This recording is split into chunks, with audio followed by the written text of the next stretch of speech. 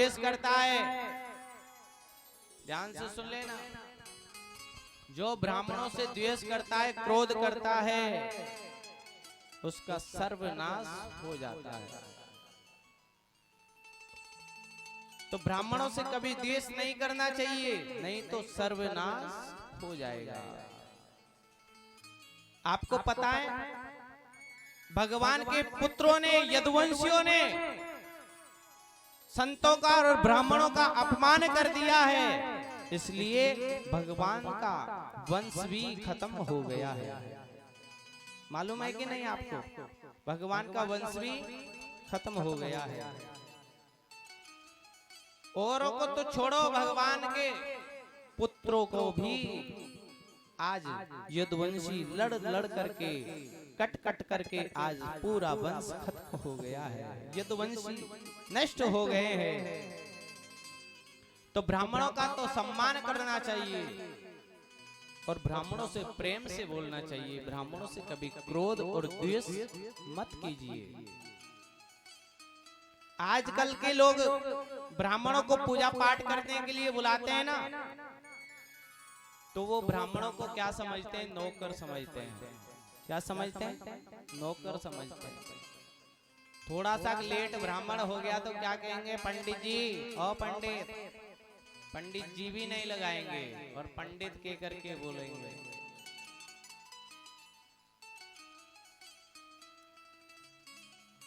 क्योंकि नौकर समझ लेता है, और जो यजमान ब्राह्मण को नौकर समझ लेता है उसका कल्याण नहीं होता है।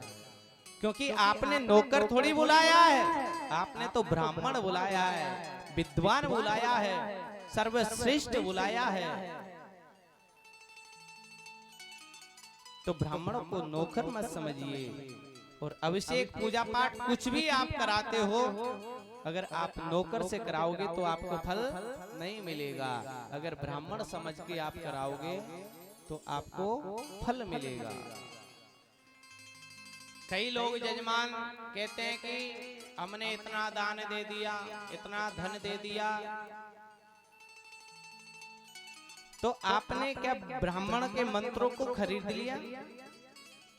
अरे आप लोग ब्राह्मण के एक मंत्र की कीमत भी नहीं समझोगे। ब्राह्मण के वाक्य अनमोल है, ब्राह्मण के मंत्र अनमोल है।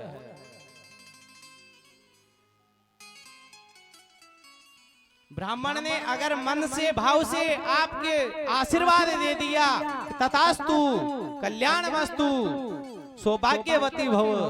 अगर ब्राह्मण के मुखारविंद से एक भी वाक्य निकल जाता है तो वो सत्य हो जाता है।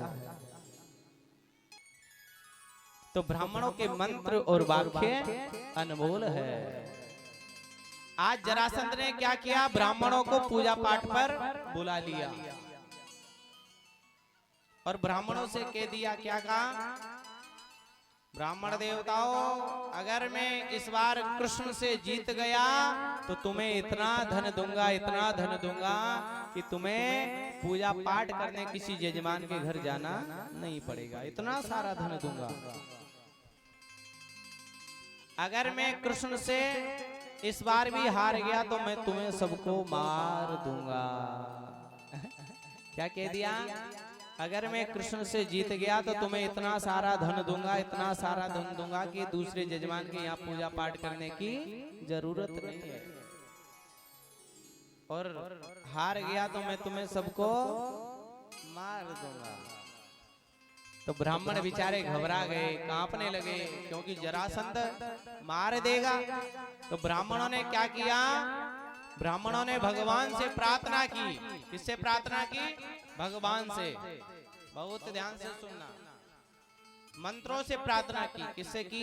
मंत्रों से।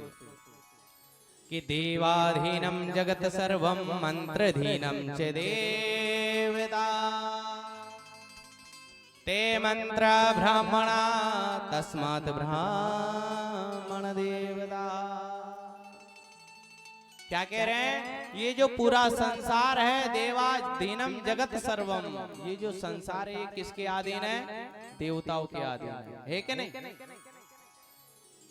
जो पूरा विश्व है, संसार है, ये देवताओं के अधीन है। हम सब किसके अधीन है? देवताओं के अधीन है। देवाधीनम जगत सर्वम और मंत्र दीनम च देवता। देवता किसके अधीन है? मंत्रों के अधीन है। किसके अधीन है? मंत्रों के अधीन है। और मंत्र किसके अधीन है? ते मंत्रा ब्राह्मणा। किसके अधीन है मंत्र? ब्राह्मणों के अधीन है। और तस्मात् ब्राह्मण देवता।